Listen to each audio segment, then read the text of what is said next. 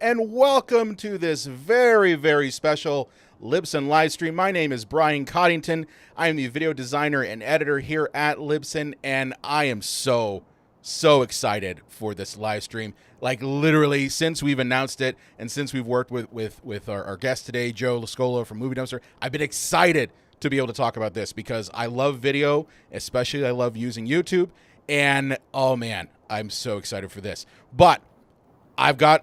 So what are we going to be talking about today? First of all, I mentioned talk about YouTube. We'll be talking about using YouTube specifically to grow your audio and video podcast, how to use it to build an audience that actually sustains your podcast. That's an important thing. And everyone talks about YouTube. But the thing is like, if you look at YouTube channels, they'll tell you how it works for, say, short form videos and for, different long form clips, but never about podcasts. But I've got a great guest today who's going to be talking about that. A little bit of housekeeping first. Okay, a little bit of housekeeping first. We have, first of all, if you've got questions during live stream today, please let us know about them. But I have a little bit of rule. First of all, put a Q followed by a colon for all questions in the chat. This is going to help me stay sane so that I can find your question and we can answer it for you right here on the live stream. Outside of that, we've got a lot of really cool things happening this month on the Libsyn YouTube channel, which, by the way, why haven't you subscribed yet? If you're new here, click that subscribe button, hit the little thumbs up, the little bell, so you never miss any of these. But I've got a lot of cool things happening on the Libsyn YouTube channel this month. First of all, come back here on June 12th at 2 p.m. as we're going to be bringing on our very own head of podcast education, Dave Jackson, for a our monthly onboarding of how to podcast. This is Let's Learn to Podcast with Dave Jackson. He is going to take you quite literally through the podcasting process using Libsyn. So if you're new to podcasting, if you've just signed up with Libsyn and you're like, I don't know what to do, this is a great one to come to. Outside of that, we're not done with Dave because on June 26th at 2 p.m. Eastern Time, we've got him back again for Supercharge Your Podcast with your podcast skills. This is honestly a great I'd say, live to have. If you've been doing podcasting for a little bit, you've gotten past all the basics, you know what to do, but you're just like, I don't know, where do I go from here? So, this is a great session to go if you want to, up your game a little bit. There are some things that Dave has gone through in these lives that we just started doing at the beginning of the year that I wish I personally knew starting out, and you definitely don't want to miss that. Outside of that, since you're all here today, I've got a very special promo. This is something new that we've done, that we're doing. So if you are looking at podcasting, you want to start with podcasting, you want to start with Libsyn, if you use the promo code today, Learn Live, you can actually get 1 month free. Okay? Use the promo code Learn Live on our website, Libsyn.com, and you'll get 1 month free for your subscription. Now that we've got all that out of the way, let me introduce my awesome guest today. He is one half of the Movie Dumpster podcast, the podcast about B-movies, horror films, cult films, and everything in between. Give a warm welcome to Joel Scola. Joel, how are you doing here today? I'm doing great, man. Thanks so much for having me. I really appreciate you asking me to be on the show. Well, I have honestly, man, I've been looking forward to this for about a month. I longer than that. I had talked to you about this, what was it, a couple months ago? I brought this up to you. Yeah. You sent me an email and you're like, hey, you want to do this thing? And I'm like, yes. Yeah, and I'm just like, man. It really hit me this morning. I was like, oh man, I'm doing this thing for Libsyn today. I'm like, oh, it's real. It's happening. It's real. It's happening, and you're here. But I'm looking forward to this because I personally have started doing video for my podcast, the Cinema Psycho Show, and I looked at what you had done for Movie Dumpster kind of as a template to get into the space, because I know you and I are kind of similar as we both started as audio only podcasts, right? Mm-hmm. And making that transition is for Virtuosity. You did. You came on my podcast for Virtuosity. But, I think podcasters who are looking at YouTube now, they get kind of a bit of a trepidation, right? They're kind of like, well, I'm an audio only person, I'm going to this new thing. How do I actually like navigate this and not only make it where it's going to work, but at the same time that it's going to grow, right? And I think what you have done at Movie Dumpster has really helped. So can you just kind of give me a little bit of background on, why your podcast decided to make the jump to YouTube? So I guess the big reason why we decided to do it was to expand the audience, really. And I felt like, or we felt, Sean and I felt like, we were leaving possible people that'd be interested on the show on the table. And to be clear, like, we're video guys. Like, Sean and I have known each other for we're coming up on 20 years, and we've always done video projects together, whether that's independent films or skits or web shows or anything like that. So he's also a writing partner of mine. So doing the video is just something that we like to do, or something that it was comfortable for us to go into.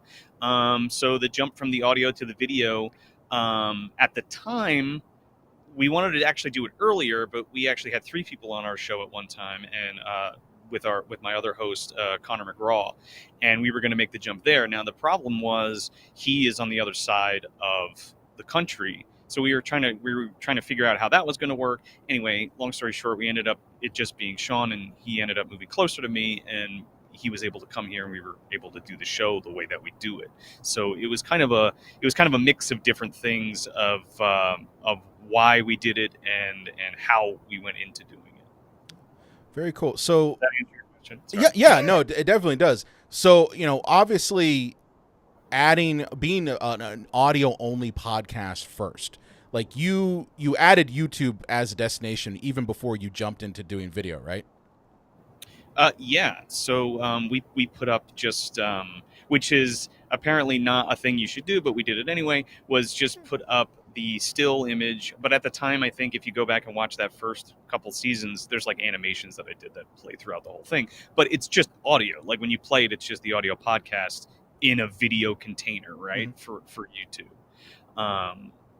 And yeah, we kind of just put it on there just to kind of get the foot on there. Again, it was just another avenue to be like, okay, where can we put the show to garner, more eyes, more ears, and stuff like that. Right. Did you find that even though it was just a still image on there, or just was just that, even if it was just like a little animation, did that hinder the growth of the podcast at all, even if you just had it on YouTube as a still? No. Not at all. It didn't hinder anything. It actually helped in some cases. You know what I mean? A lot of people latched onto certain episodes on YouTube that maybe didn't take off in the audio version, or vice versa. So mm-hmm. You don't know what's gonna hit where, and that's kind of the big thing of spreading everything out and getting it on all the different platforms and places where people can consume your content. Right. Now, the only reason I bring that up is because obviously, like, you're a video person, and your co-host is a video right. person. And when I mean video person, I mean look at your set. You've got professional camera, you've got an awesome set, you've got really professional lighting, and I think that video podcasters in general, that idea of I gotta be on camera now, and I gotta put a lot of thought into the equipment and the setting and that sort of thing, I think it can be overwhelming Absolutely. At the front, So with the jump from, say, doing audio only, how did you all manage that additional workflow? Because obviously, like, it's easy to do an audio only podcast. You can basically be in your basement, in pajamas and, start recording. But now that you got to be on camera, and you got to now edit it and have that go. Like, what was that workflow that you all used? So I mentioned a little bit before about having a third person, and with Connor. And just so you know, we did audio for about 4 to, I think, 5 years. It was audio only.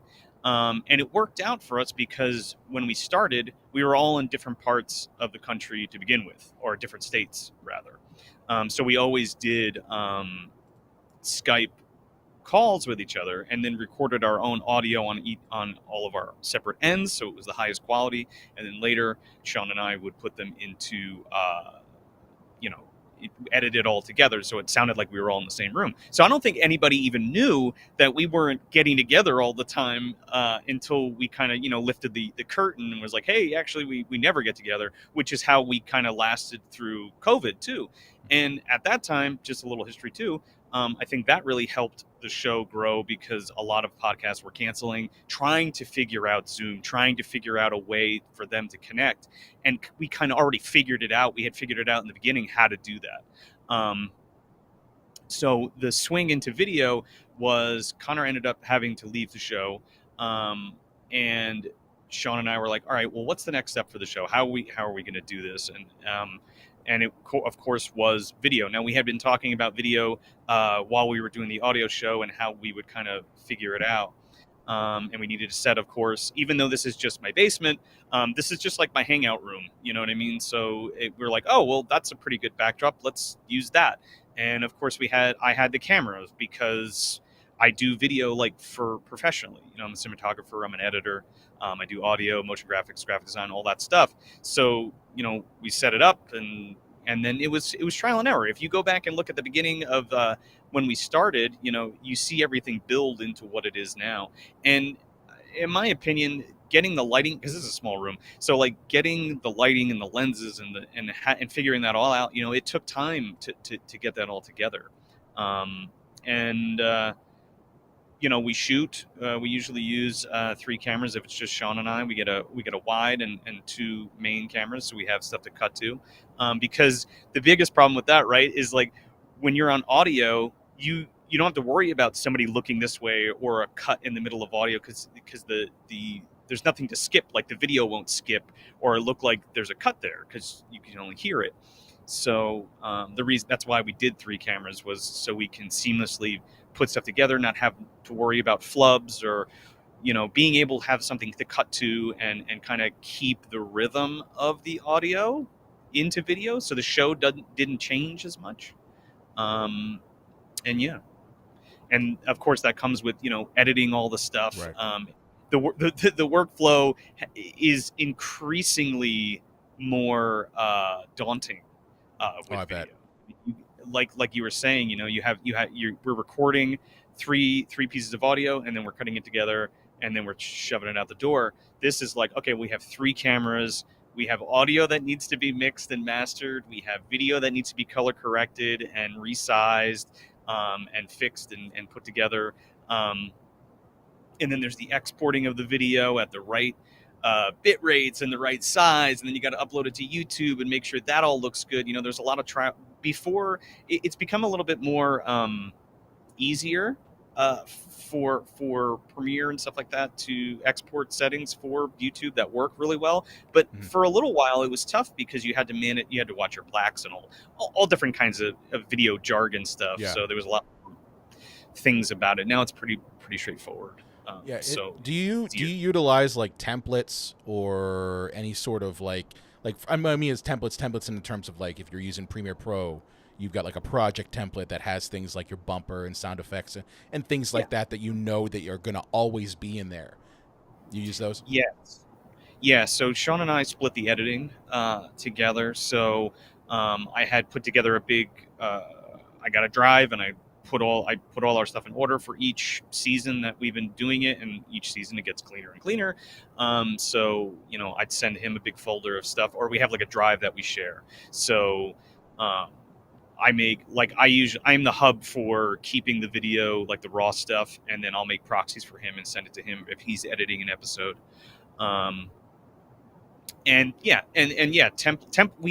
We've made templates for ourselves, right? So we like YouTube thumbnail template for Photoshop that we use and kind of use that as a base to put our stuff in. Or Premiere, we have our bumpers and everything set in there, and our overlays and all that kind of stuff, and the theme song and all that kind of stuff in there is already in there. Very cool, very cool. And that so I guess my other question, just to kind of close out on the workflow side, is sure. What's the average time that it takes for you to go from I recorded an episode, you knew this was coming. What's the average time you guys go from We recorded an episode 2. It's ready to go out the door. Okay, so not to toot our own horns, but we are above average level when it comes to editing because Yeah. this is what we do, right? So, so something like Talks from the Dark Side, which is like a sideshow that we do, that's about a half hour. So that I can knock one of those out in a day. If I have nothing else going on, I could do that and put all the clips in and have everything finished soup to nuts like at the end of the day. For a long episode, just for instance, we're doing Trilogy of Terror 1 and 2. This one's a monster. It's probably going to take anywhere, I don't know, I lose count, 30 hours, 40 hours, Oh. you know what I mean? Like, it's all my nights and my weekends dedicated to it. So it can take a very long time. And that's editing, that's putting clips in, that's finding clips to put in, all that kind of stuff. There's a lot of different pieces that go together. Right. Wow. 30. So, but I think the important distinction, though, is that, you know, and if you've never seen Movie Dumpster Podcast, it's really good.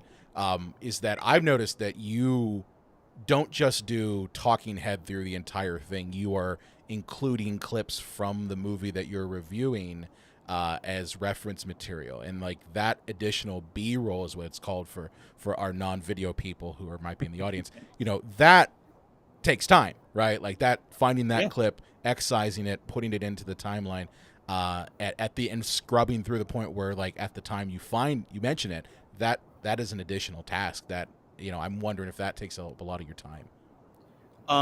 Yes, and normally, because if it's a very specific clip, so we also have like a big pool of movies that I've ripped just for stuff that we talk about a lot. Right. So it's like, oh, you know, we're definitely going to use that Frankenstein Unbound clip for everybody who knows the MDU and stuff like that within the podcast. But like, we're always going to use that a gnome named Norm clip or that clip from Bleeders or something. So we have those in pocket. But usually what we try to do is, as we're editing the video, to drop pins.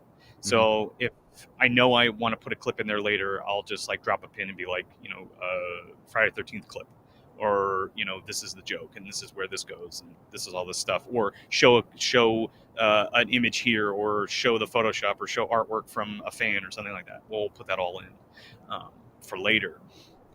But yeah, compiling that stuff can get arduous for sure. Yeah. Very cool. Very cool.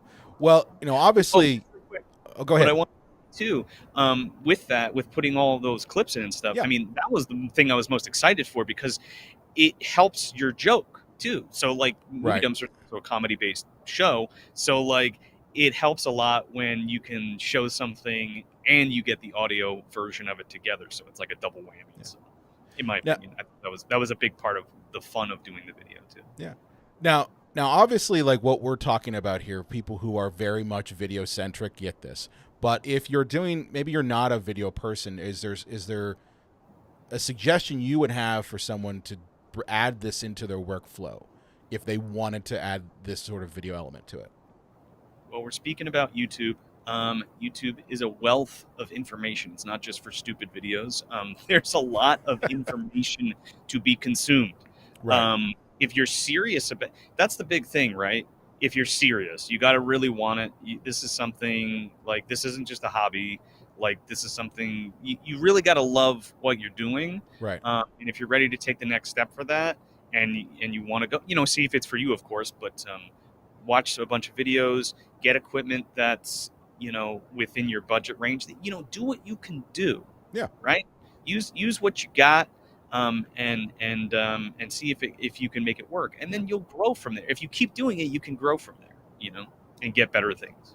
Yeah, I know for me, like I just recently upgraded my camera that I'm using. I'm using an OBSBot Tiny 2, and you know, I ended up starting out with just using my phone. Like, that's what I was using. I was using my phone and recording straight into my MacBook that way. And in terms of like editing software, I mean, I know that Premiere Pro is obviously like a industry standard, but I mean, you know, CapCut is amazing. I've seen amazing things done with CapCut. So I think that's for people who are listening, who are maybe like, you know, that technology and that jump is as apprehensive to them. There are tools out there now that are either free or extremely low cost that can get your foot in the door. And as Joe's saying, practice does make perfect. You're not going to make the best video podcast coming right out the gate. It's not going to happen. But it's like with anything. If you just keep doing it, you get better. It's like with creating your audio only podcast. I always tell people, like students that I've taught, I'm like, your first episode is going to be terrible no matter what. And, go back and listen to the Rawhead Rex episode, which was our first episode, and then listen to the mom episode, and you tell me if you can hear and see a difference. Yeah, I know that. Just like I say, that first Batman Returns episode was my first episode. I'm like, don't listen to that one. That's the worst one. But you do it enough. That's where I came from. Yeah, but that's what I'm saying. It's like you do it enough, and you get better with it. So it's like with anything. The tools are out there, and you can definitely use them. So with that, moving on a little bit, one of the things that I've noticed that your podcast does exceptionally well, and I think this is something that anyone who's either you're making an audio only podcast or you're even making video podcasts, is the ability to build a community of people who are devoted followers. We have some of those people in the chat right now. I could see them. I see them all. I see them. I didn't know if I was allowed to say hi to them, but you can say hi to whoever you want. Oh, okay. Say hi to them all. Yeah. I saw Doomgen in there. I saw Johnny Browning. I saw Logan in there. Bucket of Chum. Thanks so much, guys, for all your support always, and even coming to hang out and watch the show. So that's cool. But I think the thing is that building that audience is a core thing. And how do you go about building that audience, especially for a long form video podcast that's on YouTube that can sometimes go an hour and a half, right? You're not Mr. Beast. You're not, cranking out shorts on a daily basis. You're creating a long form niche video podcast. How do you go about building an audience? Here's the thing. The audience built us. Okay? So what we did was pour ourselves into the work. We tried to connect ourselves with like-minded people. We're trying to make a show for people who love movies, who love the oddball stuff, who love B movies, horror movies, just weird kind of stuff on the fringe, if you will.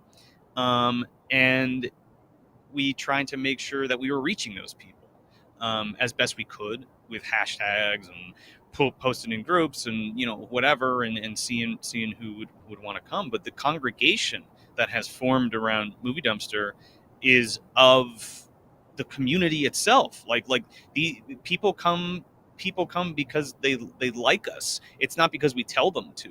You know what I mean? The community comes to hang out with each other, not only to watch the show, but they come and they hang out in the chat and they talk to each other, and they're friends online. And we've made a lot of friends through the show. Like I was just saying, Logan and the Video Villa podcast, or Dustin from Flicks and Friends, or Parker from Dissect That Film. We're all friends. We talk and we share our opinions about movies and stuff. And I think, when people are looking for a place to be themselves and hang out and talk movies and be a part of it, and not just look at, Sean and I on the screen, but actually talk to us and kind of be part of the conversation. You're part of the show, and that's, I think that is a big part of it, and like I said, we didn't build the community built itself around us and lifted us up. And that's pretty amazing, So. Right. But I get that. And I think that's an important thing to distinction is that, one, you're putting the content first, right? Like you're not that's thinking like, this is the you're not going and thinking like, well, this is something that I think the audience would like. That's exactly what I'm trying to say. Right. So first and foremost, we're doing things that we like to talk about, that we love to talk about. Right. And things that we have a lot to say about. Like when we pick a movie, it's because it means a lot to us. And, without sounding like I'm full of myself or anything like that, but like it's attractive to people when you're talking passionately about something. I think I know it is to me when I see somebody else talking about something that they really love that I'm also interested in. It makes me feel good. It makes me feel like I want to get in there and I want to talk to them and be a part of that. So as far as the content goes, um, that's where you start, right? So if you're not making a video because you want to make it for you and it's something that you want to talk about, then maybe you should probably rethink what you're doing. You know, um, you got to have the passion for it, and I think that's the core thing, which leads to all the other things. Right. That's how the flower kind of blooms. Yeah. I think that is to say, though, that you're making content that is absolutely what you and your co-host want, right? And Yeah, and because that of we that passion, right, though, you're attracting like-minded people, right? right, That's an exactly. important thing. And But that's the community that you're talking about.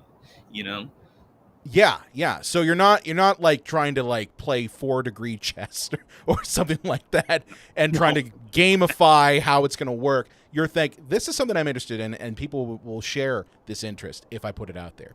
But that isn't to say that you don't use tricks like in social media and YouTube and yeah, leveraging what YouTube does to kind sure, of absolutely, amplify that, right? Can you speak a little bit absolutely. about, for instance, social media? How does social media play into this?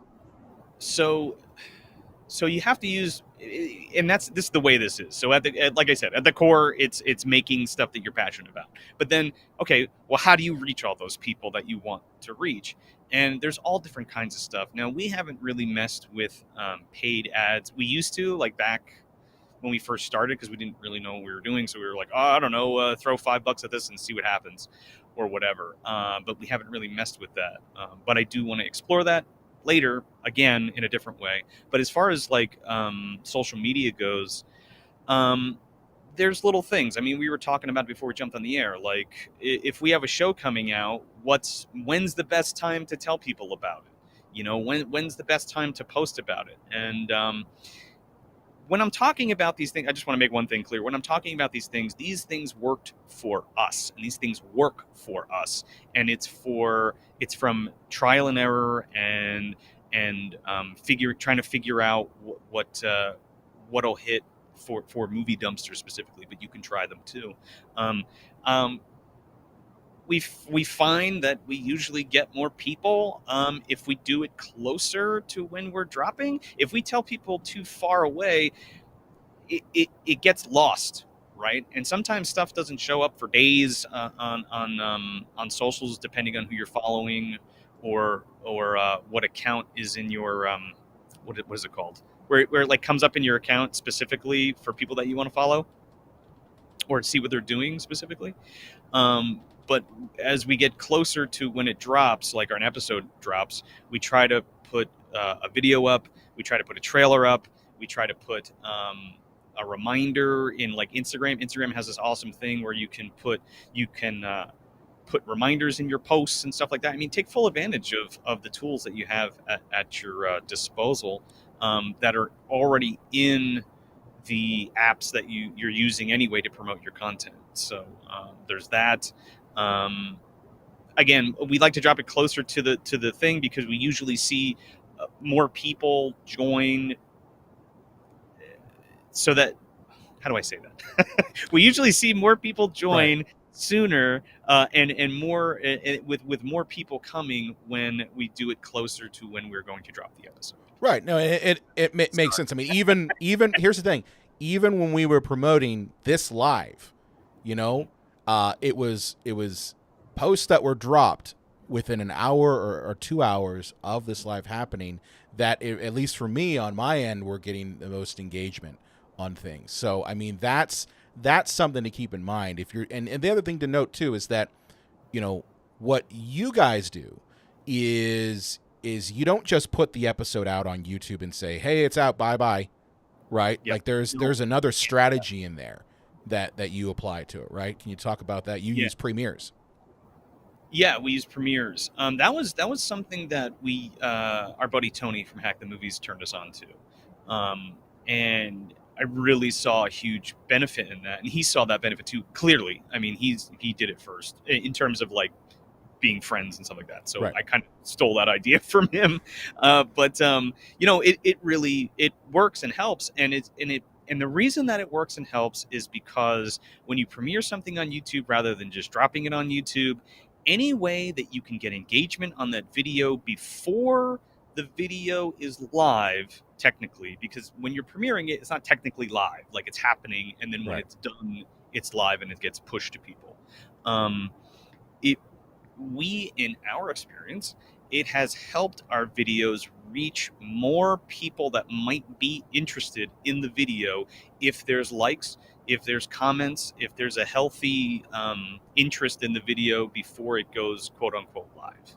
So again, those that is something that really helps with YouTube, because like as much as you know we don't want to rely on that stuff and play the game. You know, you have to play the game a little bit. You know what I mean? And especially with YouTube and the algorithm and things like that. YouTube is now starting to kind of favor smaller channels, which is great. Yeah. Which is a really good time for creators, especially if you're looking to get into video or doing video now. Take full advantage of the tools that YouTube gives you to do that. And again, like for us specifically, it has helped put our videos out there to more people. So, Right. by Yeah. doing And obviously, premieres, what we're referring to, are kind of like they're pseudo lives, if you want to call it that. Like it's a video that has been, you've edited it, you've created it, it's put up on YouTube, but instead of just dropping it and saying it's going out now, you are in essence scheduling it in advance and marking it as this can be treated as a live, and it basically gives you a almost a live like landing page, which is pretty cool. We've played around with it a little bit on the Libsyn YouTube channel for certain videos. Which one of the cool things that I know I love about it is that you can put a trailer in it. Yeah. Mm-hmm. Like that's a cool thing. It's like instead of a static image, put a trailer in it. And now we're kind of doing it right now. I mean, if this was a pre-recorded premiere, we'd be watching the video, and then you'd have a whole chat, and then people talking about the video in the chat, and then you can actually be present watching your own video, talking to people, and doing polls and just chatting about movies and or what whatever your thing is. But I'm just saying, like, and that's another way to connect to your community. It's all about engagement. You're literally engaging with people at the time, and kind of doing almost like a watch party. Like that's it's because we want to. We want to go and we want to talk to everybody. And we want to see them, and we get excited when people come in and we're talking about movies or food or whatever the hell's going on in the chat while the video's going on, and people are watching the video. But we're having a good time. It's like a little party. Everybody gets together and hangs out with each other. And, we look forward to that. It's almost like when you were a kid, you get excited for like TGI Friday or something. You know. And we just showed how old we are, by the way. Now. They're going to be, some Gen Zers are going to be like, what is TGI Friday and TGIF? The restaurant? No, there used to be a block of shows on every Friday, and you'd get together. It was like usually like a family thing, but we'd all gather around the TV and watch it because that's the only way you could. So I think people look forward to doing that with us. I mean, yeah, the video is going to be fun, but the premieres are the most fun to be a part of. Yeah. Now, outside of premieres, do you also do live streams for your channel? We do. We've done live wrap-ups. We've actually done live video wrap-ups longer than we've been doing video episodes. Really? We started doing them. Oh, geez, back in season 3. I don't know if somebody in the chat might know that's a movie dumpster fan. But we started doing them because we wanted a way to connect with everybody and kind of talk to everybody and kind of do something similar like this, but just talk about what's going on, talk about movies, what have we been watching lately, and that's an opportunity to just get to know us as people and talk to other people that are fans of the show, and again, talk about movies, talk about food, literally whatever, life in general, and it's that's always a fun thing to kind of take a break and just shoot the breeze. You know what I mean? Yeah. But I think to your point earlier that you made, I mean, those sorts of things, they they just foster that engagement, and they foster that community that you're trying to build. So even it's like, hey, I'm not making my usual podcast episode, but it's a moment for you to connect in essence with your audience directly, right? Now, I think I was watching your last one you did. I watched a little bit of it because I know you guys go really long. Well, we did like an hour because we hadn't done one in a month Yeah. because we missed it last month. So we like to make sure that when we get people together, we give them their our time's worth. You know what I mean? That's why we kind of did. It was like an hour and 40 or something like that. But we could have talked all night and people were hanging out. You know? Right. But I think it's nice because it has a very communal feel to it. It feels like, hey, we're just hanging out, whether we talk about movies or not. And it's also a point where, if I'm coming at it from a marketing standpoint, Sure. you're still recording those. So you very easily could excise something there and turn it into a YouTube short or a short form clip. So like you can do more with it. It's not like it's just a one-time thing, you're done, right? Like you've got a live that's for engagement but can be obviously used for other things after the fact. Right, and it stays on YouTube, what we do is we usually download it and we'll do the audio version and we'll put that up on our podcast feed too. So if somebody's not watching on YouTube, they can listen to it too. Right. Right. We only do live on YouTube like as it's happening, but the replays are everywhere. Now, I got to ask you this question because I know that this will always come up. What is the process when it comes to ensuring that you're not losing, say, the audio-only folks? Because I think that's a concern that I've seen with podcasters is that they're like, well, if I do YouTube, am I going to cannibalize my audio-only listeners? Am I going to lose my downloads? Especially for people who maybe have, sponsorship or something tied to those download numbers, they might feel like, I don't want to lose those people. So, like, I've noticed with your podcast, you do kind of, this is, again, a film term, but it's a term called windowing. And film distributors will know what this is. But like, it's in essence the idea of like you put something out at one time and then you put another thing out at another time. How did you all come up with that kind of workflow? It was kind of like it was simpler than that. And what I mean by that is like, well, we're the audio podcast. We can't stop doing the audio, and all we're doing is filming ourselves doing the audio. Right. Essentially, that's the change. So it's a little different for us, especially with people who are podcasting first, right? If you're a podcaster first and that's your show, you can easily transition to video in terms of what that content is. And I think that's your question. Like, it can't cannibalize the audiences. There are some people that will only listen to the audio version, and there are some people that only watch the video version. So you're not really hurting anything. As long as you're making the content and it's coming out in both places, each respective audience will listen. And sometimes we've heard people say, yeah, I watched the show, but then I listen to it in the car on the way to work too, because it's fun and I want to hear it again. So I think that's really cool. I'm sorry, did I lose? I lost the thread on the question a little bit. No. It's just an idea of, you're not obviously posting one post or two posts and saying go to YouTube and then go to the Apple Podcast and then go to Spotify. Like there is a conscious effort, right? In what you're promoting. So we push everybody to the YouTube first. Okay. And that's when it always happens. It will always come out on YouTube first as the premiere. And then I usually schedule the audio to drop after the premiere is done directly. But we won't post about it until the next day. So it's scheduled, right? So I'll make sure the video's done, and that's all uploaded, ready to go. And then I'll have the audio, and that'll be scheduled. We go through Spotify. I put it up on Spotify, and I put it up on Patreon ad free, and all of those are scheduled together normally. Sometimes things get in the way, but anyway, they're all scheduled. So after the premiere goes up, like if the premiere is at 8:00 and it runs till 9:30, the audio version will drop at 10:00 that night. Gotcha. To make sure that it's on all the stuff. So the next morning, if people are going on their commute or they want to listen or whatever, it's already in the feed for them, for the podcast, for the audio version. And then we'll have a separate post like, hey, just letting you know, new episode now available to watch on YouTube and listen wherever you get your podcasts. Yeah. Nice, nice, very cool. So, I mean, there's a concerted effort there of what are you going to prioritize first, the video or the audio? And obviously, for you all, Absolutely. the video is the most important thing.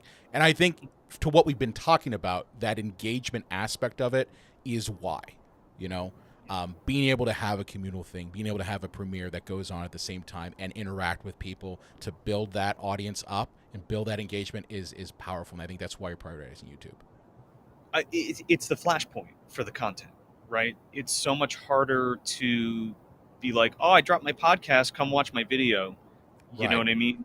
Rather than like centralizing, like this is the only place you can get it right now as it stands, and then we'll release it later. And maybe sometimes people will be like, I'll just wait, I'll catch it later, I'll do Right. this. But the majority of people come to hang out for the show, Right. and then kind of that dovetails into the rest of the week with shorts and yada yada yada yada. Right.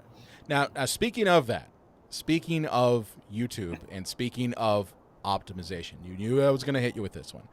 Yeah, So, what are some things that people who maybe are audio only people who are podcasters that they can do to optimize for what YouTube specifically wants? Like, obviously, like, I think that's kind of the great mystery, right? Is what does the algorithm want? What can I do to make it pop up a bit above other things? So what are some tips that you've discovered, since you mentioned, like, I just kind of experiment and see what happens, that you've seen that maybe works? Now, obviously, I know this is just for your podcast, but just for us. I think because you're not Mr. Beast and because you don't have a massive team, that it's relevant to independent podcasters. So what are some optimization tips that you have for specifically YouTube? It's a lot, again, it's a lot of research and kind of looking at what's doing well but not doing the same exact things and kind of twisting it for your own benefit, if that makes sense. So like a tool I mentioned before we started this live show was Tube Buddy. It's called Tube Buddy. And that helped in terms of like the thumbnail, right? So like if you look at the lineage of our thumbnails, I mean, they are like god awful, and because of like the kind of mindset we were in, and you have to kind of like turn that those put the glasses on, like they live, you got to put the glasses on to see what the hell's going on in the algorithm. And the fact of the matter is, it's like there's been all this research done and all these videos to tell you what goes into your thumbnails and stuff. Like, and we were talking, and it's like Mr. Beast could put whatever the hell he wants in a thumbnail and get a bajillion views because he's Mr. Beast. But like, how do you get people to click your thing if you're a small channel? Well, the stuff that works for Mr. Beast is not going to work for you. But if there is other shows that are akin to yours and they do a certain thing and they're garnering a certain amount of engagement, it might be wise to do something similar, not the same, but similar to what they're doing in your own way. Make it your own and see if that works for you. And like I said too, buddy, you can make multiple thumbnails and do stuff that you want to do, that you think is fun in your head, and then do something specifically that you think would be good for the algorithm, quote unquote. And you can actually pop it into TubeBuddy, and it will do an A and B testing to people. So it'll be like showing your video with one thumbnail and then show your video again with a different thumbnail, and then it'll tell you which one gets more engagement, and then you can kind of put the pieces together for your next one, or maybe a better one for your current video. And then there's titles. For the longest time, we were just putting name of the movie, Bleeders 1996 Movie Dumpster Podcast Review, Movie Dumpster Season, blah, blah, blah, blah, blah. Again, that works for some networks. Like Dead Meat can do that. You know what I mean? They could be like, yeah, we're Killer Clowns 1988 kill count. That's it, done. And it get 5 million views. But there's a lot of other review channels on YouTube, and to separate yourself, instead of just putting the movie, pose a question, which is something that we've kind of started to do.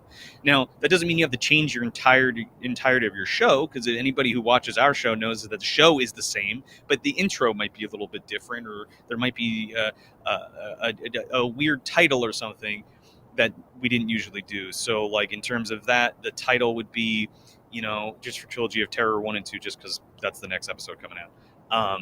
It's like Trilogy of Terror 1 and 2. Are these the scariest made-for-TV movies ever? Question mark. You pose the question. Usually that just it'll garner the interest rather than just Trilogy of Terror 1 and 2, and it'll maybe alleviate the problem of the comments coming in of saying, "Where's the full movie? This is just a stupid podcast." We But literally were just talking about that. yeah, but we'll also help people engage with it, and your descriptions too. That's very important. The way we kind of get it, this is like a secret sauce. I don't even know if I want to tell you guys this part. But what helps, I think, for us is we link to our video. We have something called the Movie Dumpster Universe. And if nobody knows what that is, who's watching, it's an in-universe running joke throughout the podcast that all the movies are connected, that we cover. So there's in-jokes and all kinds of stuff like that if you follow the show. However, we have something called the Movie Dumpster Universe Index in this description. So each time we mention something in the video, we'll put it in the description. So at this timestamp, it's, we reference A Gnome Named Norm, and it'll have the name of the video and the link to the video. And all of those things help the, the SEO of the video and push it to more people and videos that are connected to it. If that makes sense. It seems to have been working. I don't know everything. I'm not I'm not an expert by any means, but it has been working for us. So in essence, what you're doing is because YouTube does have this thing called the cards, right? That pop up on screen, but you're in essence doing that in the description. Doing it in the description because YouTube reads what's in the it catalogs, or I'm not sure if I'm using the right terminology, but it reads what's in the description, and it goes by keywords, search terms, titles, all that kind of stuff. So like using the title of your video is a good idea to kind of weave into your description. You know what I mean? Mentioning who's in the movie and what it's about, mentioning other things that are in the video in the description, things like that. So there's a kind of a little bit of an art to it, because you don't want it to sound like, you don't want to just be an information dump of crap to try to get your video out there. You want it to make sense and be palatable to people, because I'm not trying to dupe anybody. You know what I mean? We're trying to play the YouTube game with our original content. Right. So like I said before, our videos aren't different. We haven't shortened our videos. We haven't changed the way we do our videos, because that's the way we like to do them, and that's what our audience likes. It's just that kind of candy shell on top of it. Right. Yeah. And I mean, I think it's, I guess my last question about optimization, of course, and this leads into what we talked about last week at our live with Christopher S. Penn, which go check that out. I'll put that link in the description following your strategy here. But have you used AI at all to help cut down any of the time for these descriptions or titles or anything like that? I try not to do that. Okay. I really try not to do that, because just personally, I think it kind of stunts your creativity if you're trying to run something through. Like if you're trying to write something, I don't know. I pride myself on writing cool things and good things, and it keeps me sharp and it keeps me into what I'm doing. Now, right. That's to say that I haven't used it for titles, because it's like, optimize this for YouTube. Right. You know what I mean? Optimize this for YouTube, and let's see what you add and what you change, and how can we take that and make it our own kind of thing. You know what I mean? Right. So it's like a little bit of that. Yeah. But that's interesting, because that was a piece of advice that Chris had last week, was that it's garbage in, garbage out, and good in and good out. It turns what's good and makes it great, and takes what's maybe bad and makes it worse. So it's still a matter of like, you're still using the AI to your benefit, and you're still putting that work in. It's just more or less like maybe getting through like the ideation hump, or just your own maybe biases hump. And hey, that totally works too. But if you're like, write me a description for Bleeders 1996 so I can use it for YouTube, and you just copy and paste it, I don't think that's a good idea. Yeah. Yeah. You see what I'm saying? Yeah. And in terms of like editing stuff, there's a great tool that you can get for Premiere. I can't remember the name of it. Is it Autopod? I think it's Autopod. Yeah. Yeah. That is something that I would never use again. I bought we bought a trial for it. I put it in and I was like, let's see what happens. And it all it did was make more work for me. In the way that I do things, right? Yeah, I know for me, I use Premiere, but I'll use the multicam switching if I've got 3 cameras. That's just how I work. But that's a great strategy, especially. I mean, we do that too. We do the multicam setup, but it's different than being like, "Hey, AI program, cut this together," and then it'll do all the cuts for you. And then as you play them, you're like, "Oh my god, I got to change this. I got to change this. I got to change this." So it's like, in my opinion, I'd rather just start from the raw and just go that way. But that's, I mean, you know, it's up to you. It's personal preference, I think. But it's not a solution where you can just hit a button and you're done, in my opinion. Yeah. There's, like with everything, if you talk to audio podcasters too, they'll tell you there's never a one-button solution. If you think there's a one-button solution, it doesn't exist. There's always time and effort that puts into it. That's awesome. I want to move to some questions because we've got a lot of questions that are coming in. So I'm going to try to get through these. Again, if you are in the chat still and you want to ask a question, please make sure that you're putting a Q followed by a colon in the chat. I will get to the questions as they come in here. So let's take a look at what we've got here. So first of all, I believe this one we kind of already answered is question. What are you referring to Premiere Pro? Is that YouTube Premium? No, that's Premiere Pro is an Adobe program for editing. I wouldn't bother with Adobe unless you do video for a living. See, and I want to make that clear. Like, I'm a video professional, so I have all of these tools already for other jobs that I do. I just utilize them for my video podcast. Everybody's not going to have the stuff or knowledge or talent that I do, and you need to find cheap or free solutions for yourself, especially if you're just starting video for podcasting. And there's great tools. There's really great tools that Brian was talking about before. And that you got to do your research. Go online and free editing software, free audio editing software, good cameras for video for podcasting or video blogs or stuff like that. I mean, there are options out there to fit anybody's budget, and it's limitless potential for your creativity too. Right. So. All right, I'm going to answer this question because I just saw this one come in, okay, and I want to make sure to get to it because I know we got 2 people in the chat who are talking about it. All right, go for it. So Carlos and I are going to have Libsyn send our audio to YouTube, but should we also upload video so our episodes are up there as both audio and video? So I'll answer this one. All right. So I say this from personal experience. I, for the longest time, was using our integration with YouTube. Libsyn has the ability to take your audio-only podcast and it combines it with a custom piece of artwork and that's in the dashboard, and it automatically pumps it out to YouTube as a still image. There is nothing wrong with that. And everything that we're talking about here today can use that, especially when it comes to things like thumbnails and titles and descriptions. Those things are great. And honestly, it all comes down to what is your bandwidth and time.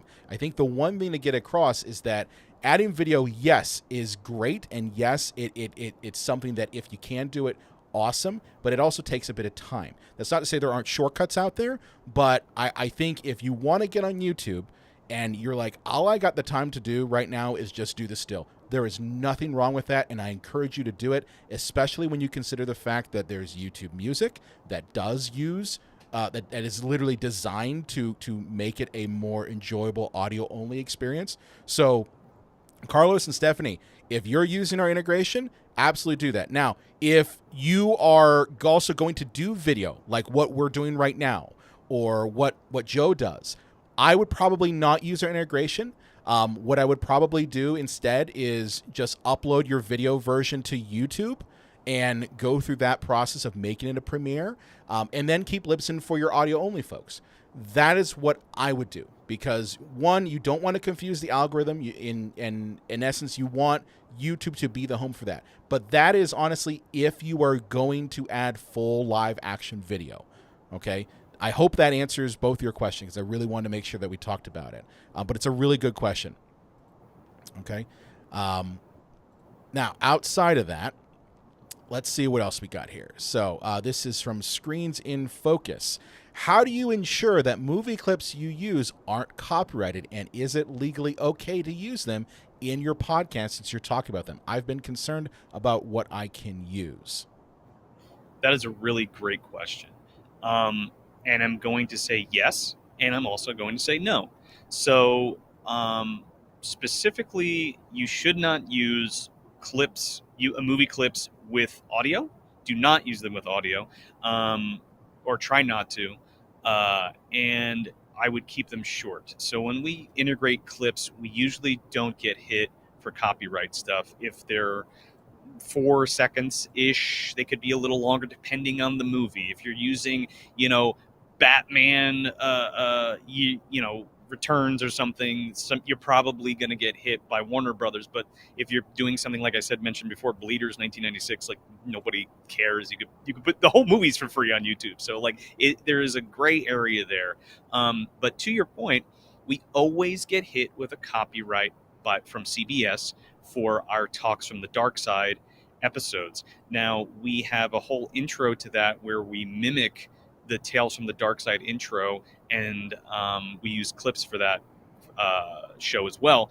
They always hit us with a copyright, but it's always overturned if you fight the copyright with fair use clause, and that you're using it for a review. And you can just write up a nice thing. I always write up a nice thing like, hey, this is not the original content. This is not a substitute for the original content. This is a movie review or a TV show review. And they release it every time. It might take a little longer than others. Just for instance, we did Creepshow, and I did a whole intro for that where they thought it was the movie, Warner Brothers, mind you, and I was like, hey, it's not, it's a review, it's this, and they released the copyright from the video. So there are ways to get around it. Don't fret if it does happen. You can fight it and usually win. Awesome. Great advice. Copyright is a weird thing. and it's as long as you're not showing the movie, yes. Right? Yeah. All right. So we've got a lot of questions coming in.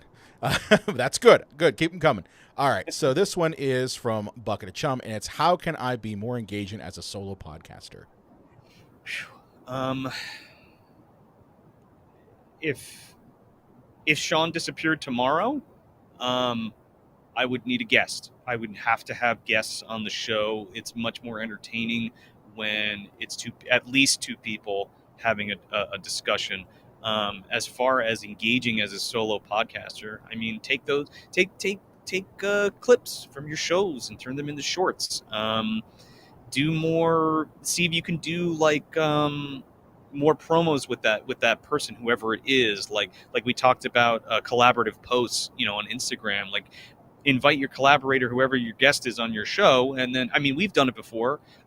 We did it today with Libsyn and Brian, Yep. and it was able to add to their timeline. It's about getting the word out there, so you got to be smart about how you kind of put yourself out there. So those are some good ways to do that, I think. I hope that answered your question. I think it does. You could always hit me up, dude, too. if you want, we can talk after. Sure. All right. So this question is from Rick, and it is YouTube channels versus Substack video, podcast, blog. I think what Rick is talking about here is, what are the benefit of YouTube over, say, a blog, a Substack, that sort of thing. Substack meaning like if you went to moviedumpsterpodcast.com and they were I believe it's talking like a website blog type thing. Okay, so it's beneficial to have your website, but if you're on YouTube, I would drive the traffic to your YouTube videos. Like if you go to our website, you go to moviedumpsterpodcast.com, it shows you what episode's new and all different episodes, but there's always links. There's a link to the YouTube channel to watch, and there's a link to all the different platforms where you can get the podcast, the audio version, depending on where you listen. So that's what I would recommend. rather than posting the video again on your website. Right. Yeah. Hope that answers the question there. All right. So we have another one from Stephanie. It's, do I have to start a new YouTube channel for my podcast? Absolutely not. No. No. No. No. Do you mean like if you have an existing YouTube channel and you want to put your stuff on it? Is that what you mean? I believe that's what Steffi's talking about, Oh. is like if you have to start a new one for your podcast. Personally, I don't think you do. Unless the algorithm already has an idea of what content you are already creating, and it might be counter to what your podcast is. Right, correct. And if your followers are there and they're into the content that you're making through your podcast, I think it'd be beneficial to use the reach and pull that you already have to promote that show. Yeah. And you can make like a new it's called a podcast playlist now. Yeah, you could do a playlist right in there, and you know what I mean, and that could be in like your main channel piece. And I would suggest rebranding slightly so that people know that that's where they can get it. Right. Awesome. Yeah, I hope that answers your question there.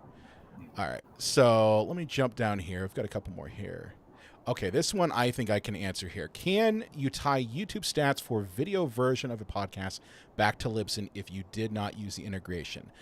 So right now, as it stands, if you publish your audio only podcast to YouTube through our integration, it will, if you're on our, I believe our $20 plan with our advanced stats, it will give you some of the YouTube stats back, and typically it'll give you things like how the watch duration, the view count. Those things will show up in the dashboard. Now, if you are uploading your video version separately, if you're using, say, like YouTube Studio, and you're posting that up, and then you're doing your audio only side, right now, as it currently stands, there is no way to have that integration come back. I think that's kind of what you're talking about here, Carlos. But here's the great thing: is like going to YouTube Studio, you'll get a lot of data there for your video. I know for me, yeah, it's kind of a pain. You have to jump back and forth, but you know, kind of what Joe was saying, they're two distinct, different audiences. So I think I just want to preface that there. Okay, so I hope that answered your question there. Let's go run down here. I'm gonna have some more here. Okay, so Carlos, you have another question here, and that's Joe's tips for lighting a video podcast. Tips for lighting a video podcast. Well, you can see that mine's very specific to what the vibe of the show is and things like that. So I guess finding your aesthetic is the first point, I would say, and what kind of vibe you want to go for. You could do colored lights. You can do no colored lights. You can do backlit stuff. I would say you need your key light, which is like your face, so you can see your face really well. Any accent lights that to light parts of the background to separate you from the background are good ideas. It's really just about playing around in your space and how much space you have, and finding lights that work with that. So you can find some really good stuff, like I have these two little guys up here that I won't use them for anything else except this show, because they fit the space and they're giving me enough the amount of light that I want. So there's plenty of things like little LEDs and stuff, or with soft boxes and things like that. There's plenty of videos on YouTube. Look it up. You can literally type in how to light my podcast set, and I'm sure a video will come up and it'll be helpful information, and you need to understand how lights work and how to make them work for you in the space that you have. The thing, too, I want to point out on this one, and this is something that I think gets lost when talking about production, is I think that a lot of people think you have to immediately go out and buy the most expensive camera. But the truth of the matter is that the lighting is more important than the camera you use. Even if you're using a webcam, even if you're using the camera that's on your laptop, if you've got okay lighting, and you invest a little bit in the lighting, and it doesn't even have to be a lot. Like right now I'm using 2 panels from Neewer, okay, to light my face on the side, and then I kid you not, I use, you're going to think this is so weird. I have a clamp light that I got from Home Depot, Okay. And I have, I kid you not, a $25 LED bulb that it was designed for lighting like outdoors. And I have that as my fill for my face. And that's above me, controlled by my phone, all right, with a piece of diffusion over top of it. So you don't have to break the bank, especially if you're just starting out. Like, but that lighting is very important to kind of focus on. If you're going to focus on anything outside of your audio, focus on lighting. It doesn't. You don't have to buy an expensive camera. Don't drop tons No. of money on And that. Please don't. I was gonna say audio too, audio and lighting. Absolutely. Audio and lighting. All right, let's see what else we got here. Okay, this is a good one from Stephanie. Stephanie and Carlos, great on this. I want to try to do multicam things with Squadcast. Is that okay? Have you ever used Squadcast, Joe? I have not. Yeah, I've played around with Squadcast. Experience with that? No. Yeah, so Squadcast, if you haven't played around with it, Joe, it's like a browser-based recording platform, similar to Riverside. And Squadcast is great. Like, I've played around with it. I think it's awesome. StreamYard's also really good. I mean, these sort of browser-based things can absolutely make it easy to get into video. And like, obviously Joe has a set and I've got a background here.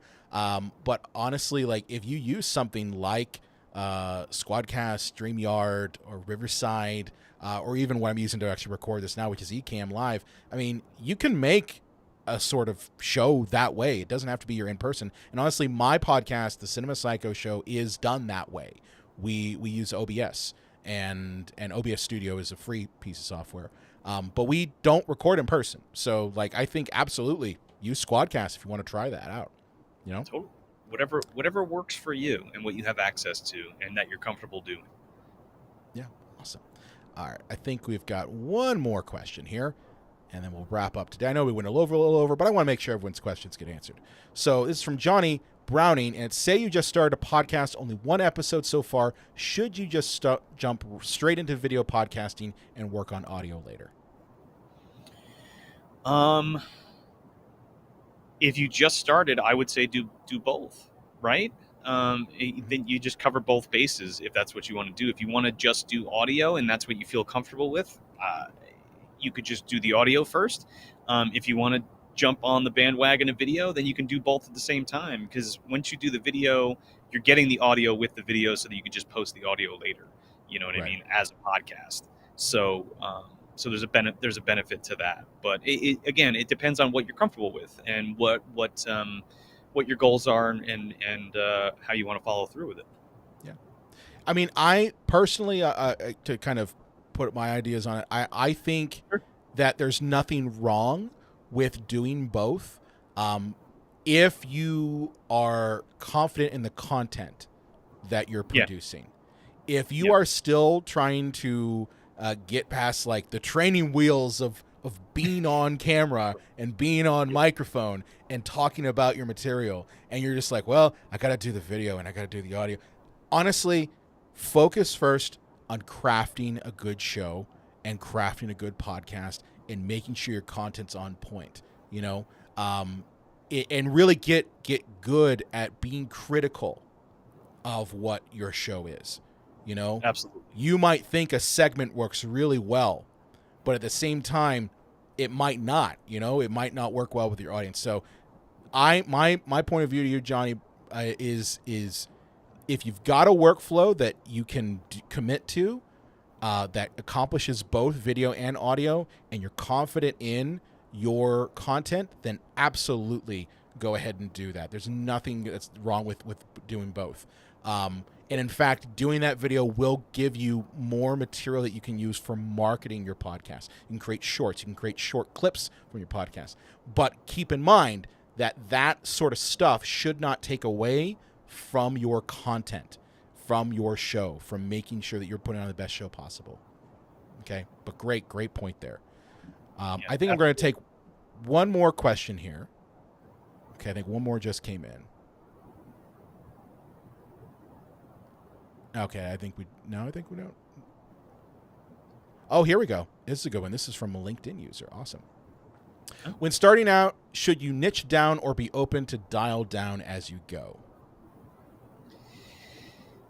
If you, hmm, this is a difficult one for me to answer because it's like I know very clearly what I want to do and what I want to talk about and Right. just go for it, right? I feel like if you're trying to do something not out of the niche, if it's something more popular, there's probably bigger channels than you right now or bigger podcasts than you doing the same thing that might be doing it a little bit better depending if you're just starting out, right? So I think it's worth it to definitely explore a, a niche thing that you can get into if that's what you're choosing to go after. Again, Brian said it perfectly. As long as you're doing the content that you love to do and that you're passionate about the content that you're making and making it the best possible content that you possibly can, it shouldn't really matter if it's niche or not. You know what I mean? That's all perception of like, well, how do we get the most people to listen, or how do we get the most thing to do that? How do we blanket statement blanket everything?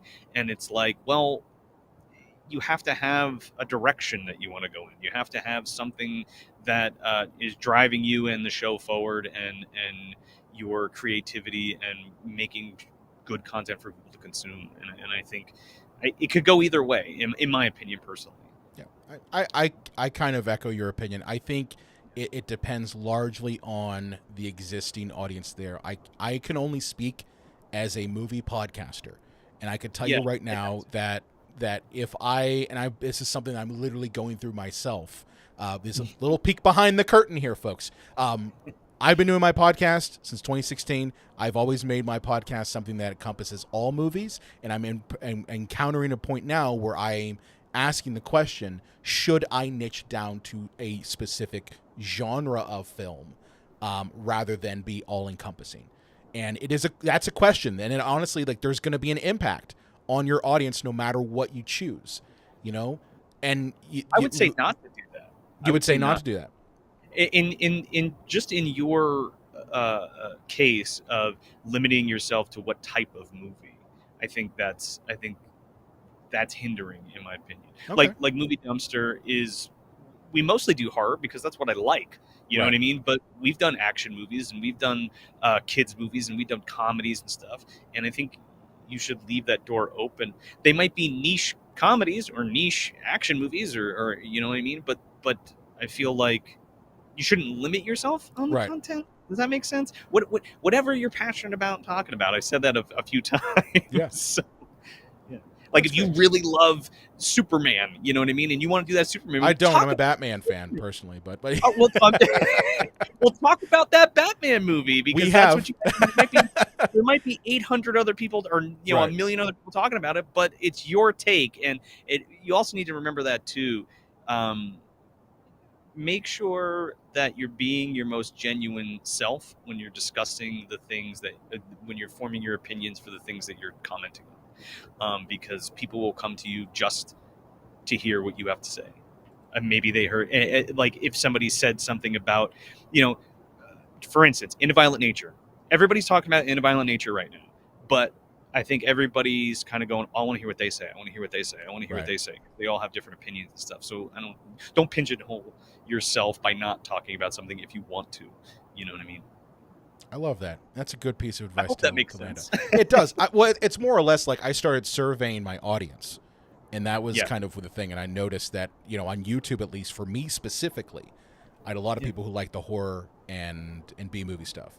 But I'm also finding the community is very strong. Yeah. And they're very dedicated people. So yeah, but at the same time, like, I'm surveying the audio only people, and they like the new releases and they like the other things. So it's like it's a mixed bag. And that's why I say, like, I think trying to gather as much information as you can possible, but just kind of pointing to what Joe said. If you really like talking about a specific topic and you are passionate about it, then go for it. Some people will like it, some people won't. So that's great advice to end on. We even have sub shows, right? It's just Yeah. real quick. We didn't talk Yeah, about no, that. you're good. You're good. Movie Dumpster's the main show, but then we have like 3 other sub shows. So we have something called Ripe Reviews, where we tackle new stuff specifically, and those are shorter reviews. We have Talks from the Dark Side, which is focusing specifically on one horror television show. And then we have Fresh Picks, which is a mixture of new physical media or interviews with independent directors or creators and stuff like that. So we kind of run the gamut. And I guess that is always good for you to do too, just to keep it fresh for yourself and Right. things that you might want to expand out into. You know what I mean? Right. Don't limit yourself, I guess is my point. I love that. I love that. With that said, Joe, where can people find more information about you, about Movie Dumpster? Because obviously I would love to have people here who, like, if they got a taste for Joe and they want to hear what you and your co-host Sean have to say about the latest movies that are out there, and of course some older ones too. Where can people find more information about you? I just want to preface it and say that we are an explicit movie podcast, just so everybody knows going into that. But yeah, you can get us at moviedumpsterpodcast.com, which will have links to our YouTube. It'll have links to the different places where you can get the podcast on your favorite podcast app. It has a store where you can buy stuff from us. It has Patreon, patreon.com/moviedumpster, where we do live watch-alongs with everybody, kind of like the premiere thing, but like privately for our patrons, and we'll watch a whole movie with you guys. We do commentary tracks.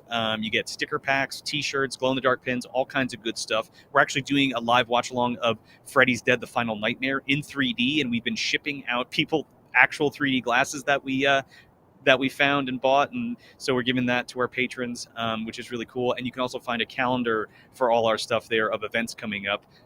Like we're going to be at VHS Fest at the Mahoning Drive-In in July, and we're going to be at Monster Mania in August 2nd through the 4th, in New Jersey, Cherry Hill, New Jersey. So, there's a lot of great stuff coming up. So yeah, YouTube, wherever, at Movie Dumpster, wherever you do your socials, Facebook, Instagram, Twitter, the whole 9, or X, whatever it's called now. And check it out and see if you dig the show. Awesome. It's been an absolute pleasure having you on, Joe. And I know I will be jumping in more premieres that you put out. Dude, thank you so much for having me. This was really fun, and I'm still kind of floored that you asked me to do this, because that means I'm doing something right. Oh, you absolutely are, and I think people in our chat are loving this too. With that said, do me a favor here. If you've loved what we've talked about here today, the best thing you can do is hit the like, hit the subscribe, hit the bell, so that you can get more videos that we do here and more lives that we do here on the Libsyn YouTube channel. Just as a reminder, on June 12th, we have the Let's Learn to Podcast with Dave Jackson coming up. That's going to be all about onboarding to the Libsyn platform and getting you started on podcasting, getting you on the right foot. But Dave is not done, of course. He'll be back again on June 26th at 2 p.m. Eastern for Supercharger Podcasts. Is again for more advanced users or people who just want to know, like, the secret sauces, if you will, of how to take your podcast to the next level. And of course, I want to make mention, if you are considering getting a podcast and starting one, you can use the coupon code LearnLive today to get 1 month free. Learn Live at Libsyn.com, and you can get 1 month free. I am Brian Coddington, the video designer here at Libsyn, and I just want to say thank you all for joining, and we will see you again next time.